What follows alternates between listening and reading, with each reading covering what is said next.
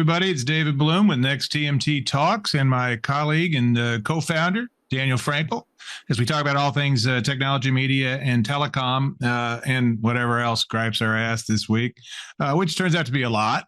It's just one of those ass-griping weeks, but kind of interesting. I do want to start because I would be remiss if I did not note that Dan's fickle fandom, which went from his longtime love of the Los Angeles Lakers to flirtation, a dalliance, shall we say, with the fantastic New York Knickerbockers on their inspiring, but as we knew, doomed run to the Eastern Conference Finals. And of course, Dan's Sauron's eye of baleful consequence. I have a New York Knicks conspiracy theory. I think that Jim Dolan, the owner, is a Manchurian candidate programmed and hypnotized by the Indiana Pacers to doom the Knicks franchise into perpetuity.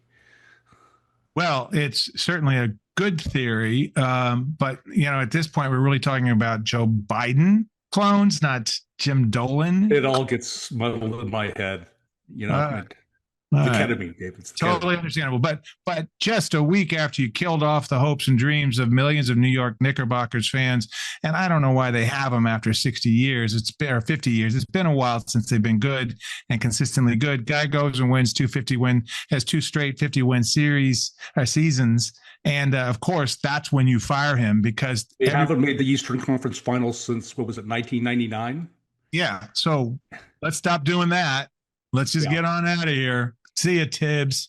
So anyway, that's a small little divergence, but it has been a week that's also some sports TV stuff. The biggest thing to my mind is the final approval by the judge of the landmark $2.8 billion House versus NCAA lawsuit. One of the major, but not the only one, legal challenges sitting in front of the NCAA and its continued existence and relevance.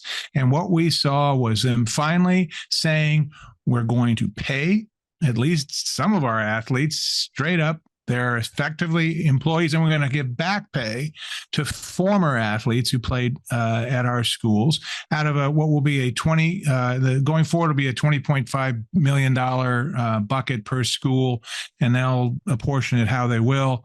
That there's a separate provision that I think is a little undernoted.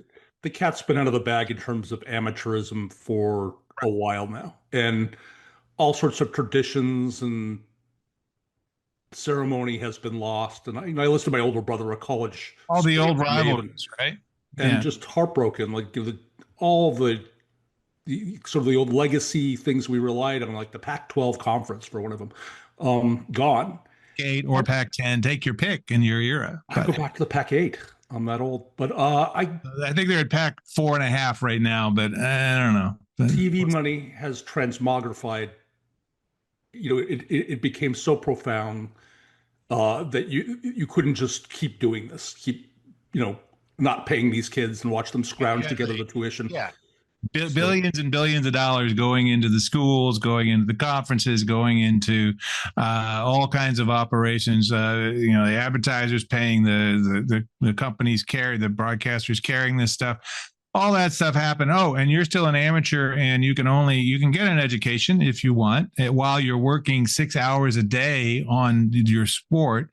These are incredibly dedicated folks who I have the greatest respect for. These kids trying to be scholar athletes, and while you're at it, make your way through. Even a pushover school is still some stuff, some work. And what I thought was fascinating, the softball star that you mentioned in our column, Jari Kennedy, who's extraordinary. Yeah, she's just dominant. And what's interesting is she just got $1 million in NIL money, and that's interesting for two reasons. One is second year. She already got $1 million for this season, and now she's going to get another year. Okay, that's even more. Yeah. What's interesting about that is she transferred from Stanford to go to Texas Tech, which gives you an idea of where college stands in the collegiate athletics pecking order. I mean, who transfers from Stanford? You clearly have not spent time in Lubbock, Texas, where the Texas Tech University has resided for, I think, 100 years now, because that is indeed the belle of the High Plains. You know, it is the queen of the Caprock, as they like to call it. Or maybe I do. Not to be a cultural elitist, but Stanford is Stanford. Yeah, it's all right. It's not a bad school. Secondly, softball, you don't think of it as a TV draw, but there it is on ESPN, part of their $920 billion 8-year package. It was not billion. It was not billion. Let's just be clear, because that would be a lot of money. It's going there. I just jumped the gun on the inflation, but yeah, they said ESPN lost in his first bad tweet. So these sort of, I don't want to call them fringe sports, but these not made for primetime sports, at least we used to think of them that way, are now major TV draws and producing sizable NIL payouts for women like your pitcher who can dominate a series. She made it all the way to the final game of the final championship round. I mean, she was 34-7 this year, 2-time national pitcher of the year, 1-time national player of the year, and she's only a junior. And I got to say, if she's racked up another $1 million, as she has for NIL for next year at Texas Tech, that's about $1.99 million more than most women's softball players get paid. And she certainly deserves to, I think, be paid well. There's nowhere for them to go. There's not a real, they can play for the Olympic team, but there's not a pro arc for women's softball, at least yet. And when I was in college, I had the privilege of watching Lisa Fernandez of UCLA pitch against my school, the Cal State Northridge Matadors. And this is a woman who did 4 years of dominant athletic performance, and she was great in school and just a poster kid for a college athlete. And she graduated.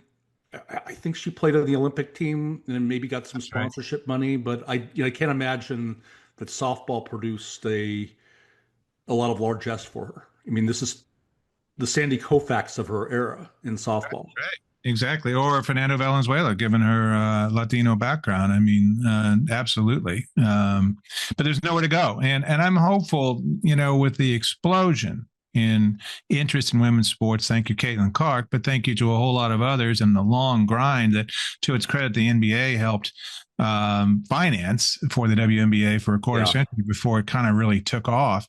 It is now a thing, and I'm happy to see that. And those games are great. It's a different kind of basketball than the men play. It's a really good, I think, fundamentally much more solid kind of game.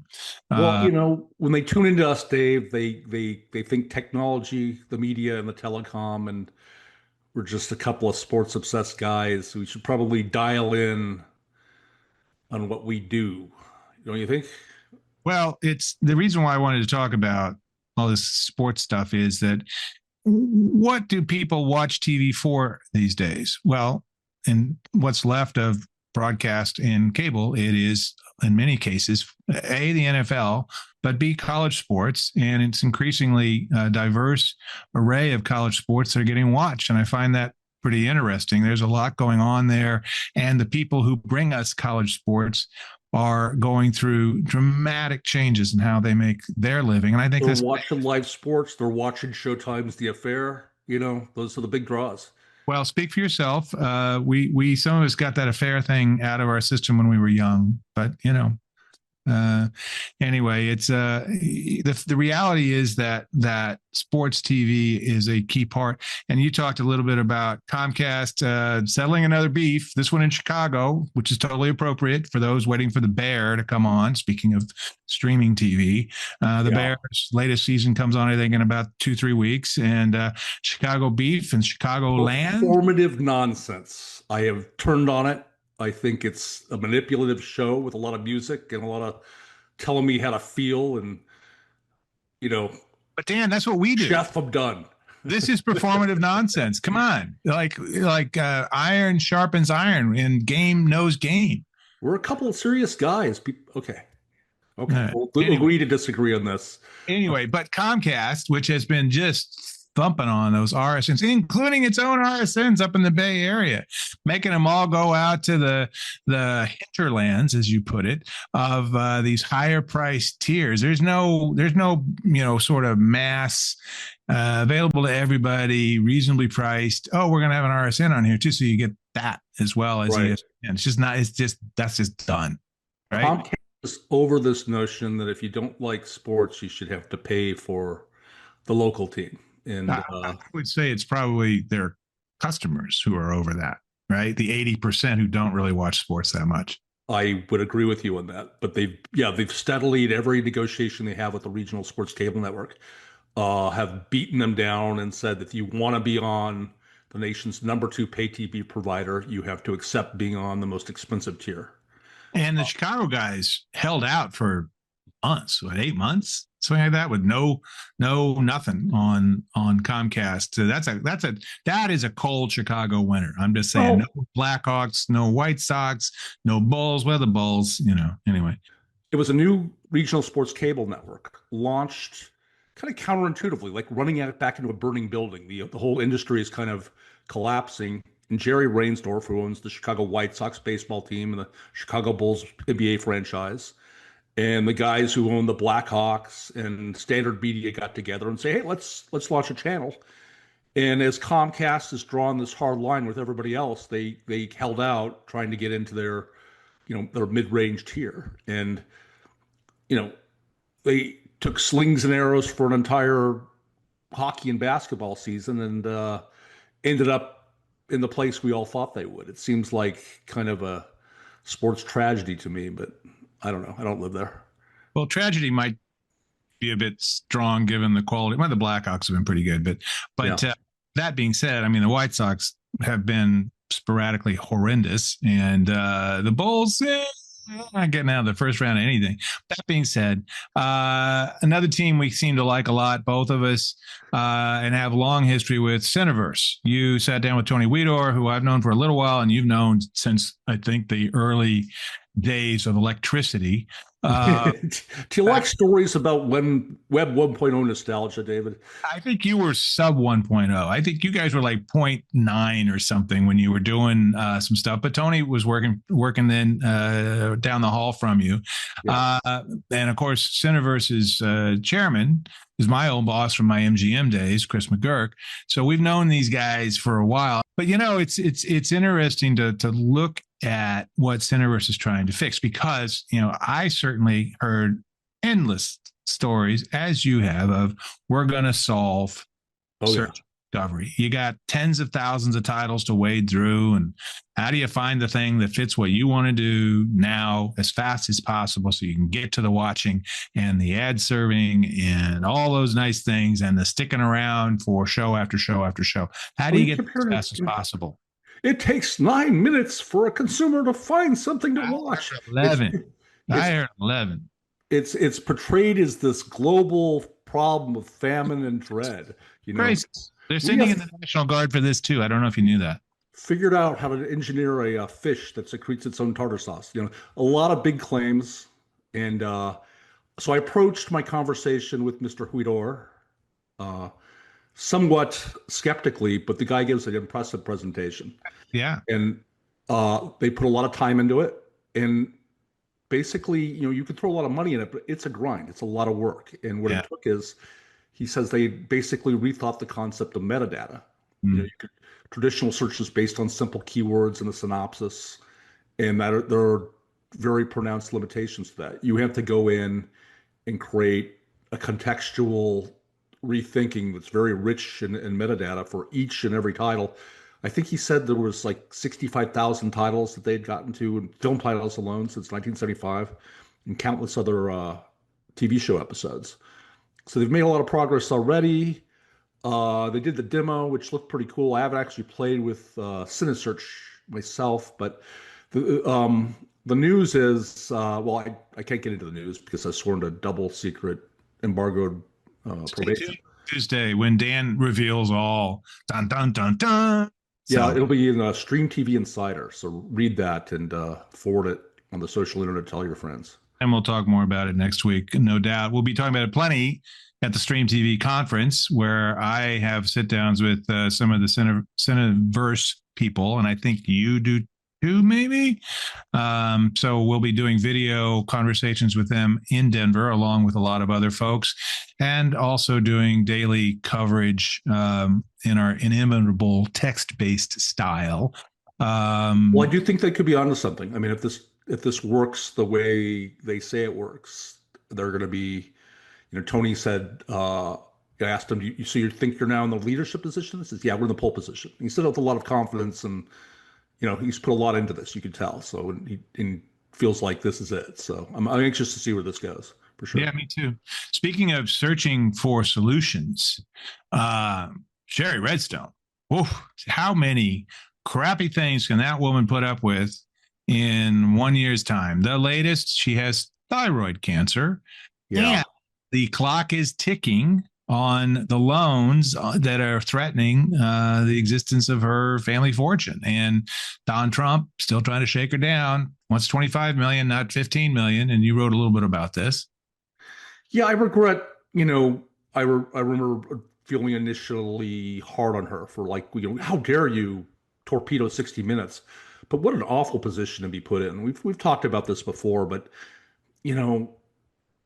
Trump really put her in a vice, and it now looks like it was Richard Grenfield, the analyst, who wrote in on a Lightshed Partners blog last week that he doesn't see Trump as incentivized to giving the approval to this. Yeah, and it's longer hurry up and do anything. Right? Yeah, his goal is to put pressure on news media not to cover him, and this does that. And the moment he gives that signature, the FCC signature, which is the same thing, it alleviates that leverage. So, a vast family fortune, a significant media accomplishment, what Senator Redstone built. It's not nothing. It's not nothing. It is worth noting that that fortune got dramatically reduced by lots of the macro, as the investors like to say. But Shari did force through a remerger of those two separated companies that evaporated a notable amount of value in those companies. It is entirely possible, for instance, that if you'd left Paramount off on one side and CBS off on the other, that instead of jamming them back together and losing some of the value you were getting, and the sum of the parts did not add up in the way that it needed to. The cancer patient, and there you are, just kicking her when she's down, David. Well, I can certainly sympathize with a poor little rich girl who's gone through an amazing, difficult, hellish journey to extract Philippe Domain from his operation, extract Les Moonves from his operation, get those girlfriends out of her father's mansion, reclaim her patrimony, her literal patrimony. But she cut a deal that benefited her to the non-benefit of most of her shareholders. Right. She kicked out Bob Bakish, who had his problems, but I think navigated an equally impossible situation as CEO. And he walked away with 80 million. He may end up having more money than she does by the time it's all done. She kicked him out because he didn't want to go along with it. And, the deal is not great for everybody else. Maybe Ellison comes in and transforms it and generates lots of value. And maybe it's just a rich kid's hobby that keeps him from being annoying at Cannes or something. I don't know. I mean, she has had a terrible row to hoe for 9 years now. She's thrown a few bits and pieces in it that weren't so great either. A few rocks in there of her own. So I just want to not lose track of that. Speaking of roads to hoe, I was reading in the Wall Street Journal that Charlie Ergen was thinking about taking EchoStar into bankruptcy to shield its spectrum licenses from Brendan Carr and the FCC, who want to take them and give them. Who knows after this week? I mean, the fight of the It's all up 21st in the century. air after the girls got into a fight, as AOC put it. Oh, the girls are fighting again. Yeah, it's really interesting to see how does that filter down. It was going to be everything for Elon, or it looked like it. Like let's redraw every hand, every government contract, so that it ends up, inexorably falling toward Elonville, right? And now who knows? That was the most unseemly public dispute I've seen since Chuck Lorre and Charlie Sheen threw down, you know, 15 years ago. I don't know if you remember that. It was at the Wrap, and that was something we had to cover. I But remember like, their tiff, but let's just stipulate that the world's richest man and the world's most powerful man having a little falling out, potentially more consequential than a successful producer and a man with a few different addiction issues. Disagree. okay, I'll pay homage to the considerable difference of scale, but I'm just saying, there are similarities. You have a deranged Your gift for understatement is really drug addict. it is remarkable. But how do you look at these two guys and say they should shape my policy and determine whether military forces come to my city? I mean, it's really disconcerting. I mean, Donald Trump still has what 42, 44, 45 to pick your poll, but yeah. Anyway, we won't get into that. We'll get back to the issue of telecom technology and other aspects that are policy-wise we're going Elon's way that might not go that way any longer. Right. So, I mean, it's interesting. So, Starlink maybe doesn't get some deals it was going to get. There was some rumbles about, oh, I'm going to shut down my heavy lift rockets, Dragon rockets. So you guys can't get, NASA up there, and they're way over reliant on, what his rocket operations are doing. Oh, I took Stephen Miller's wife. Sorry. Oh yeah. And see, there's nothing more loaded than that whole Huck thing. Yeah. She goes to work with Elon, and Stephen Miller, the genius behind all the deportation. Not the Southern Rock icon from the 1970s, just to be clear. He's not flying like an eagle. We'll just say that. But and by the way, Steve Miller Band put on a hell of a show for decades. Those guys were great. Anyway, all this makes me think I did do some other stuff this week. And one of the things I did was I had a dinner with some senior executives at Zynga, the big mobile game publisher. Sure, yeah, I read about that. Behind Words with Friends and Toon Blast. They really interesting. It's like their chief product officer and chief revenue officer, like guys that making the money. And it was really interesting, just kind of really understanding the economics in the mobile game space, which is bigger than the film business, but gets a whole lot less love. And we were talking about why don't they have people writing about, the game creators and all that. It's like, well, first of all, you guys are a team.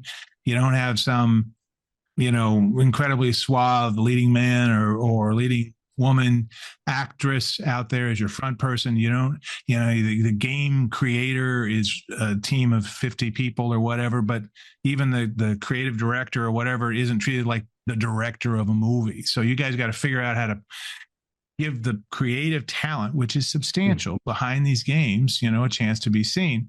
There are other issues though. So did you know that if a game manages to make its way past hundreds of thousands of competitors in the game charts, like the top game charts on Apple's iTunes store, or the Android equivalent, they're probably making around $1 million a day in revenue. That's one Kennedy, Jari Kennedy a day, daily. That's crazy. That's like unbelievable money for games that are typically free to play, and then you buy little bits to add. And the overhead's not spectacular. I mean, you're not paying. Right. These are not really complicated. There are a handful, I may understate that slightly, but a relatively modest number of game mechanics that are reliable, and the way you put them together and the way you maybe play with those mechanics, and maybe sometimes you put a license around it for some brand that people like, some movie they like or whatever, Star Wars or Star Trek or whatever. All those things can come together. And they've had a couple of new games in the last couple of years that have gotten to Kennedy level, success. They've also been very willing to kill games off fast. That was the part that I thought was interesting. They have a kind of high volume, try it. If it doesn't work, move on. And they're fair. You were talking about Tony Weedor doing all that stuff to understand, the sort of the soul of these shows, right? To be able to more, intelligently steer people to the things they actually got the vibe for. Well, these guys, live and breathe data all day long. The mobile game business throws off an astonishing amount of data, and that's their Bible, and they are tweaking and playing with and all that. And if it ain't sticking, if it's not going, it's not growing enough, boom, it's out of there, on to the next thing, on to the next thing, on to the next thing. It's a little bit like I suggested in our newsletter, a little bit like these verticals, these little mobile first or mobile only melodramas that came out of China originally. There's a company called Crazy. Right. We tried to get our house to be a set for one of them. No doubt, because they'd only been in there for like 6 days tops, and checks don't bounce. They're making money. Yeah. They don't spend a lot. These things are $250,000 budgets, and they get weird ass titles. At least sort of that first chunk of these things, kind of bizarro titles. Like, what was the one we put? Selling My Virginity to the Mafia King, which is definitely out. It tells you what it is on the cover. It's like, whoa, okay, selling my virginity. So, or they got werewolves involved, or secret billionaires. I married a secret billionaire. It's like, it just didn't come up in, the second date. He kept it quiet. So right. I actually bought dinner. It's like, whatever. But they're really sort of interesting. They got all that. Now they're kind of branching out a little bit more, getting into other kind of genres. But the reality also is, what did Jackie Treehorn tell the dude in Big Lebowski about the pressure on the adult film business? We can't develop the stories and the nuance the way we used to. It's been tough in that whole business. Yeah, it's like, what do they got? But meanwhile, these things, and what's the economic model for the verticals is interesting, because it's each episode's a minute and a half, tops 2 minutes, and then there's another one, and they got to figure out how to build a cliffhanger. Right? So you go and get the next episode, and maybe the first few episodes are free or whatever, and then at some point they start charging. And it's not big amounts. It's maybe $1 an episode, but you want to see what's the next thing that's going to happen in this story before it's done. So, and out of that, they've found a business that's employing people in Los Angeles in movie making, which is kind of astonishing. Well, listen, somebody's got to merchandise all this stuff, and you and I met the guy this week. I know you talked to this guy a day before I did, Lucas Bertrand. Oh, yeah. Yeah. The CEO founder of Looper Insights. We'd covered a couple of the reports, some of the data that spun off their operation, but I didn't really understand what they did. The guy is an Aussie who was blowing through town to meet with some studios on his way back to his homeland, Australia, to see some Australian rules football. The Collingwood Magpies, or Mighty Magpies? The Mighty Magpies. Come on. Yeah. The second oldest football club in Australia.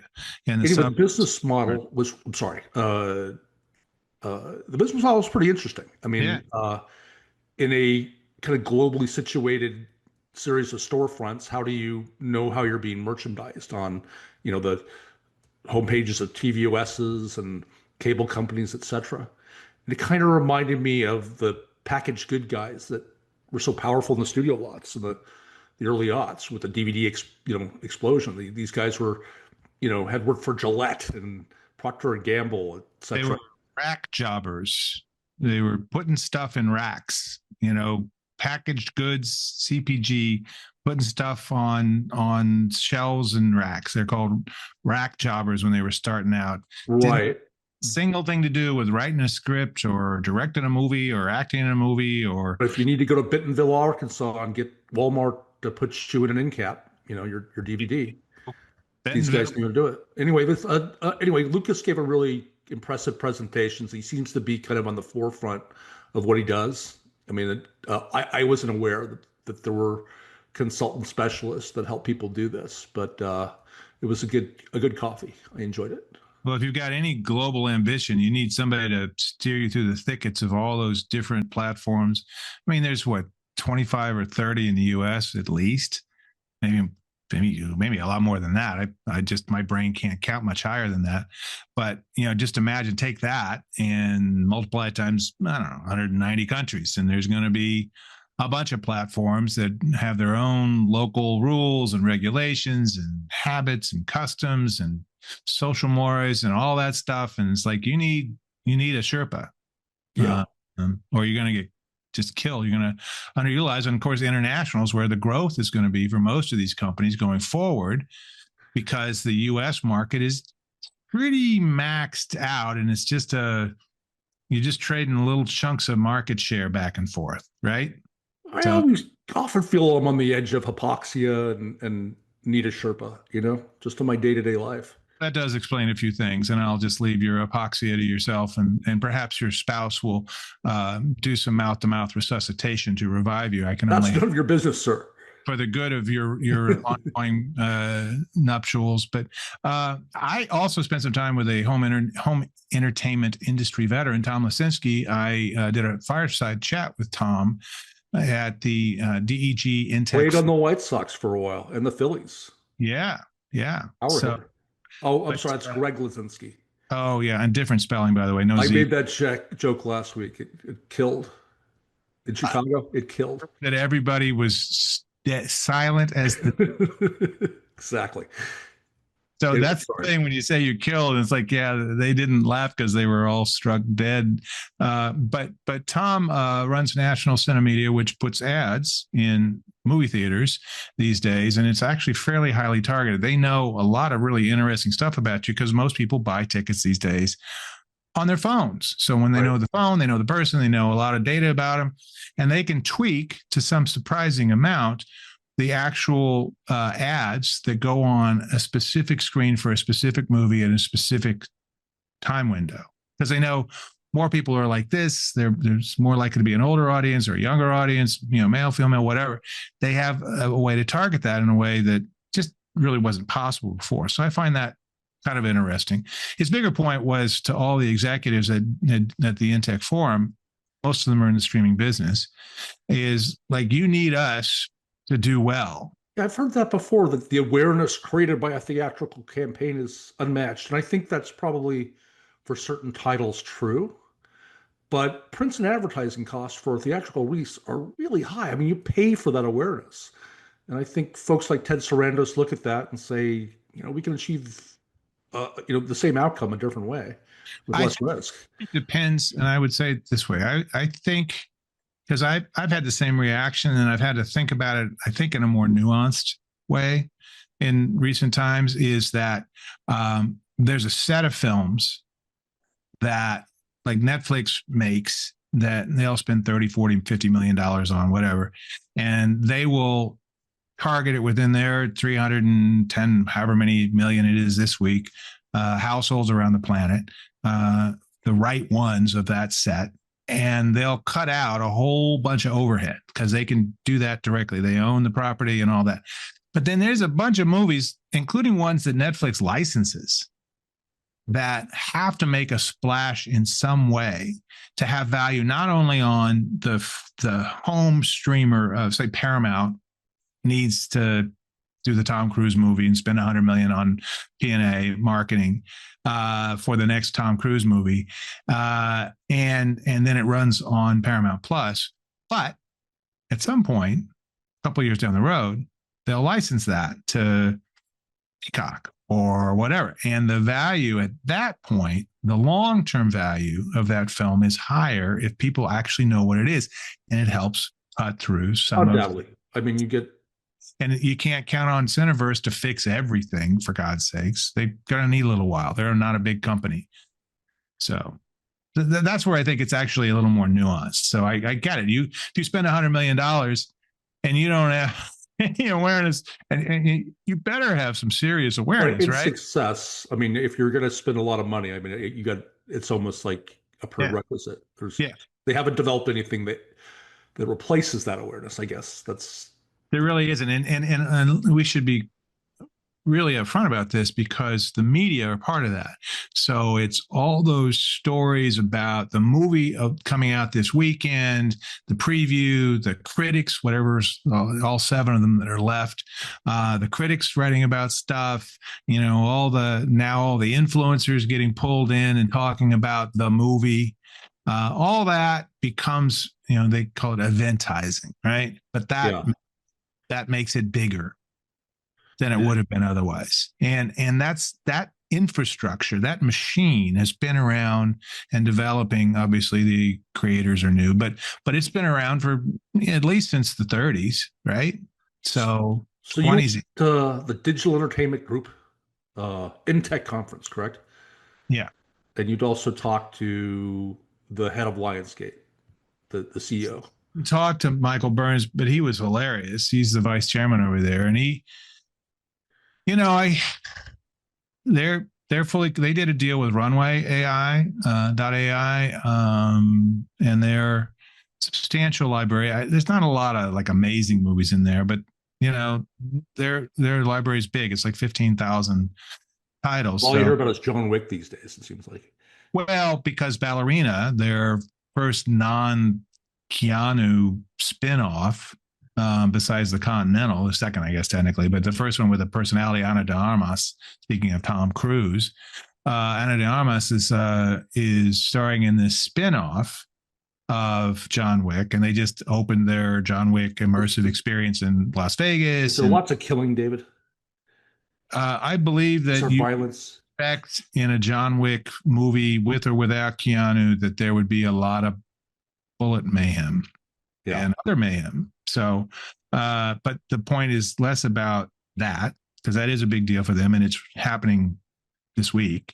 But more generally, they're pretty committed. They think, it was interesting. He's like, we're going to be able to make movies or scenes in movies that we couldn't afford to make. And he had some preposterous thing like the director says, I want a scene in the mountains in the wintertime with a medieval army. And I only need it for like a minute and a half. Let's go do it. And they're like, no. But now you could do that. Right. And drop that in there. All of a sudden, that scene becomes doable at a reasonable price. It costs you $5,000, big deal, and you go on to the next thing. And that's an extreme example, but there's going to be stuff like that. But his real winner is your pal Elon, he thinks. And it's because Elon's going to have all the muck and mire being slopped onto X every day, feeding right into the hapless Grok AI, XAI engine, LLM, and educating it each day on all the things that humans are about. Good, bad, indifferent, and wholly different. Well, I mean, he's just one of a number of big, moderately sized. I don't know what their growth arc is these days. They were bleeding users a few months ago. And I guess that's what But you still got 200 million instead of 330 million, which is something close other companies with big ingest. I mean, Google has a number of touch points to gather information too. They do. Yeah, I don't know, man. He's got to focus on something and execute. And his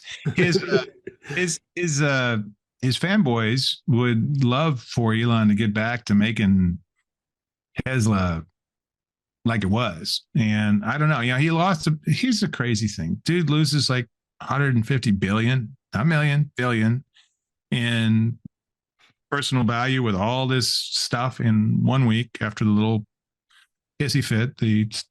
I call it a teacup tornado with Trump. Loses like $150 billion in his personal value, and he's still worth like $320 billion. Okay, that's great.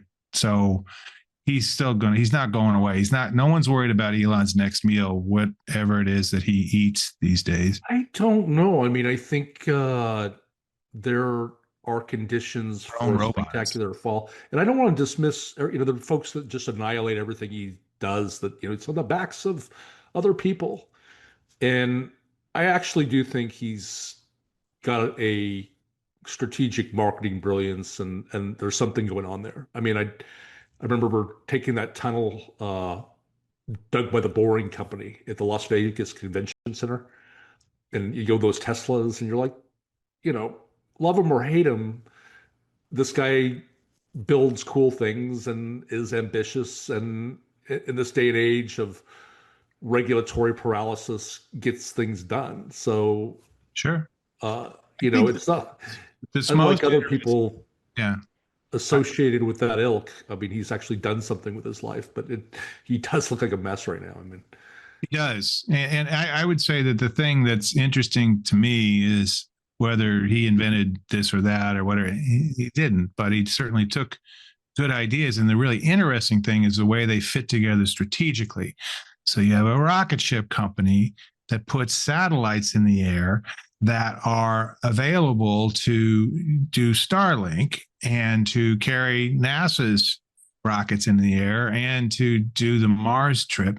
You get involved in solar panels, and then solar panels lead to batteries to capture the solar power and to Tesla vehicles that use the solar power to recharge. So those become these building blocks that feed into each other. And I think that's where it strategically gets really interesting. So what if he operated in a universe where, like, if he government contracts to him were arbitrated fairly, and he was regulated within a safe, sane scope that was also just and fair, and he didn't take so many drugs and treat so many people so badly. I mean, that would be that's a lot of caveats for an alternate universe that they blinked out years ago. It's like, okay, clearly you have too much time on your hands and you need to start writing speculative fiction, because that ain't the world we live in or the one he's making money in. I do think Tesla is going to be challenged. This week is the week that they'll be rolling out, allegedly, robotaxi. It's also the week, and I don't want this to get lost. We didn't get into it in the newsletter. This is also the week for Apple's Worldwide Developers Conference. Oh. And tomorrow should be a blast, as Tim Cook, who has been beaten around the head and shoulders in a way that Tim Cook has never been beaten around the head and shoulders, will get up on stage and they'll talk about, really not that much sexy. Last year it was going to be Apple Intelligence, and it was well marketed, but not delivering most of what people expected. The year before that, it was the Apple Vision Pro, which I like a lot. I actually interviewed the guy who just finished doing a really interesting project for the Apple Vision Pro, an immersive spatial computing project that took Bono from U2's stage show based on his memoir and turned it into a really interesting, compelling experience that's more than a 2D experience. So in an Apple Vision Pro, which I own, it's really a compelling thing, and really that's a status symbol, David. That's well. Well, yes. Where did you get this? Had it for over a year now. I feel a little bit like that Shakespeare line about this merry band, we few, Undoubtedly, it's cool. I mean, I've demoed it a few times. I don't own one, but it's really incredible. This $3,500 price tag was daunting. Yeah, it was a lot. But this is the first feature-length immersive project that Apple's done, and they put some stuff in it. And the thing is, that's cool. Just came out last weekend, and they clearly are trying to figure out they're making more content all of a sudden. They kind of didn't do much interesting with it in the first year. They had to come up with the second round of the operating system, which added some nice functionality, and they've got more of that coming. So it'll be interesting to see what they talk about Apple Vision Pro now, because that is the really expensive Ferrari that leads to a much more usable but very cool, I won't call it a Chevy, at least a Buick, maybe a Cadillac. Skylark was an exceptional car. I had one for a brief period of time. But a nice but more accessibly priced and still highly functional 2 years, 3 years down the road competitor with some of the Ray-Ban smart glasses that Meta is pushing, and some of the independents are doing with their Pimax out of China, et cetera, et cetera. So that's an interesting space. But it's actually, folks are kind of like, Apple's pretty beat up. What are they going to actually talk about? You don't hear about the Vision Pro at all anymore. There was a national advertising campaign 2 years ago, so it's good to see they're still supporting it, developing the OS, and it's an ongoing proposition. The thing that matters is not really the hardware. It's going to be, because as the hardware continues to get more compact and powerful and all those Moore's Law kinds of things, this first device will be like the Apple IIe. It's going to be in museums and stuff like that. But the operating system and the content, the immersive content built around Apple's minimum quality levels, it's 2 4K screens on your eyeballs and a pretty effective computer in on your head, and then so on and so forth. I mean, the quality levels are pretty extraordinary and tuned for you, not just any random person. So you don't get the headaches and the vomiting and all that comes with a badly tuned. I saw a virtual reality demo in 2016. Of course you did. Yes. Where they put you at the court side of a Golden State Warriors game. I forgot who the vendor was. Yeah. And I'm thinking, gosh, this is going to take off soon, because it was just like being there. And here we are nearly a decade later, and big companies like Apple are still trying to figure out. Well, I will say that the closest we get to that, what you saw at CES back in the day when you were a wee lad, is at COSM here in Los Angeles, and I think in Dallas and a couple other places. Oh, yeah, I got invited to watch the Edmonton Oilers play the evil Florida Panthers in hockey.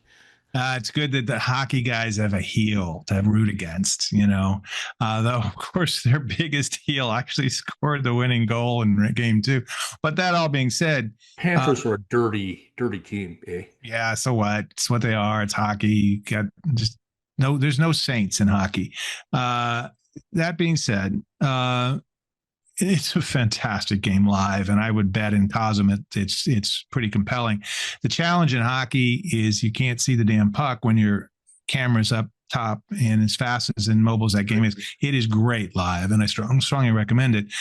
COSM is an immersive experience. It takes up, 140 degrees, 150 degrees of your field of vision above and around, and puts the camera in the NFL. I went to an NFL game, an NFL event last fall, and the camera is either right at the 50-yard line above the sideline, so you can see the game going on in the middle of the field, or underneath the goalposts in one end or the other, wherever, when they get down in the scoring.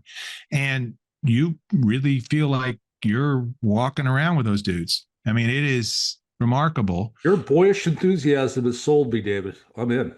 It's a thing you got to go check out. And it's an obvious opportunity, because the pricing to build something like that is far less than the $2.2 billion that your buddy Jim Dolan, your Knickerbockers forever fan Jim Dolan, spent on the Sphere. What if we had JD in the Straight Shot, a concert, a live JD the Straight Shot concert at COSM?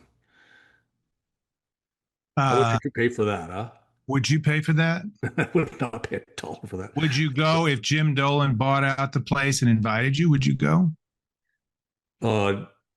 If he bought out the place, what's the entertainment? Him. JD and the Straight Shot is his band, his blues band. If he's throwing in free drinks and you want everything. You're not even gonna, you get in for free, because the COSM, World Series games, I think those were like $200 in Los Angeles to watch the Yankees, another New York team with a lot of talent that didn't quite make it. The Yankees stiff it against your LA Dodgers. But those away games at the Cosm, I think, were probably $200, $250 tickets. And an everyday weekly NBA game, the Intuit Dome is a block away where the Clippers play. And SoFi is 2 blocks away. But it's a pretty compelling experience that puts you as close as you're going to get. No, I'm sold. I was supposed to go this week, but we have to go to Denver for Stream TV. And get paid. Pretty excited about it, actually. And by the way, not use the lazy river because kids, other people's kids. But I'm looking forward actually to. Is that the lazy river behind you? What's that backdrop? That is a backdrop on the sand at Chatham, Massachusetts, outside the restaurant where my spouse and I had her birthday dinner last August. I took this picture, and it could have been taken anytime in let's just see. There we go. Yeah, it looks like it could have been from 40 or 50 years ago. This place has been one of the premier destination spots on Chatham is at the elbow of Cape Cod. Cape Cod is like a flexed arm thrust into the Atlantic Ocean. And Chatham's right at the elbow and is a gorgeous, cool town. It has what they call a chateau and relais is one collection of unique places. There's this one is another. Chatham Bars Inn has been around decades and is like also everybody's like look like they're right out of an Izod or Ralph Lauren catalog. It's really something. Maybe when we do our special 4-hour version of Next Text Live, we'll tape it there. I think it's my way of saying I think we've exceeded the attention capacity of our dutiful audience. They are not dutiful. They are glorying in our wide-ranging, enraptured conversation. But given your gigging of my dilatory diversions and dissertations, perhaps this is a good place to say, I will see you in Denver in a couple of days. I'll be there. I'll be probably green from flying over those Rockies. I do it to me every time. Fine. It's just a little stratospheric turbulence. Not that big a deal. I'll tell my stomach that. Thank you. All right. Have ginger ale. It actually works. Good for your tummy. The carbonation helps and the ginger helps. D-Money. See you in a couple of days. See you in a couple of days. Right. Over and out.